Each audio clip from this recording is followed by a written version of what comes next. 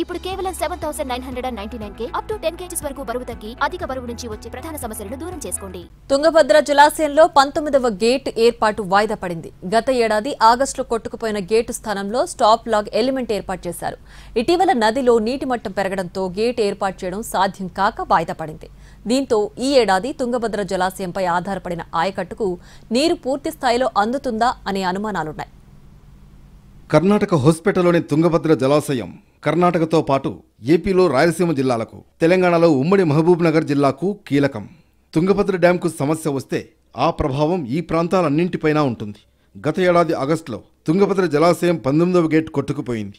70 ఏళ్ల క్రితం ఏర్పాటు చేసిన గేట్లు కావడంతో వాటి కాలపరిమితి ఎప్పుడో తీరిపోయింది. వాస్తవంగా గేట్ల కాలపరిమితి 45 ఏళ్లు మాత్రమే అని ఇంజనీరింగ్ నిపుణుడు కన్నయ్య నాయుడు క్లారిటీ ఇచ్చారు. ఇప్పటికే గేట్లు మార్చాల్సి ఉండగా ఆ పని చేయలేదు. 19వ గేట్ కొట్టుకుపోవడం తుంగభద్ర డ్యాంకు రాబోయే కాలంలో ఉన్న ప్రమాదాన్ని ముందుగానే హెచ్చరించినట్లయింది. నాడు జలాశయానికి వరద ప్రవాహం ఉధృతంగా ఉన్న నేపథ్యంలో కన్నయ్య నాయుడు సలహాతో స్టాప్ లాగ్ గేటు ఏర్పాటు చేశారు.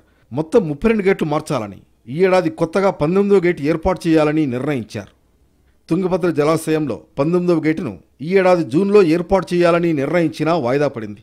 డ్యాంలో నీటి మట్టం 1613 అడుగులకు చేరుకోకముందే, 40 టీఎంసీలకు నీటి నిల్వ తగ్గకముందే గేటు ఏర్పాటు చేయాలి. అయితే గత 15 ఏళ్లలో టీబీ డ్యాంలో నీటి చేరికను పరిశీలిస్తే జూన్ 20వ తేదీ నాటికి 40 టీఎంసీలు చేరిన సందర్భాలు లేవు.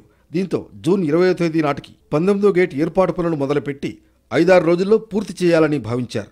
గేటు కూడా సిద్ధం చేశారు. అయితే ఈ ఏడాది ముందస్తు వర్షాలతో తుంగభద్ర డ్యాంలో నీటి మట్టం వేగంగా పెరిగింది. జూన్ 20కి ముందే 40 టీఎంసీల నీరు చేరింది. ప్రస్తుతం 47 టీఎంసీల నీరు నిల్వ ఉంది. ఇన్ఫ్లో 21,000 క్యూసెక్లు ఉంది. దీంతో 19వ గేటు ఏర్పాటు చేయడం సాధ్యం కాదని వాయిదా వేశారు. నవంబర్ తర్వాత డ్యాంలో 40 టీఎంసీల నీరు నిల్వ ఉంచి 19వ గేటు ఏర్పాటు చేయాలని నిర్ణయించారు. అయితే వరద ప్రవాహం ఎక్కువగా ఉంటే 19వ గేటు స్థానంలో ఉన్న స్టాప్ లాగ్ గేటు ఏ మేరకు తట్టుకుంటుంది, ఏ మేరకు నీరు నిల్వ ఉంచుతారు అనే అనుమానాలున్నాయి. రాయలసీమలో తుంగభద్ర హెచ్ఎల్సీ, ఎల్హెచ్సీ ఆయకట్టు రైతుల్లో ఖరీఫ్కైనా పూర్తి స్థాయిలో నీరు అందుతుందా అనే అనుమానాలు వ్యక్తమవుతున్నాయి.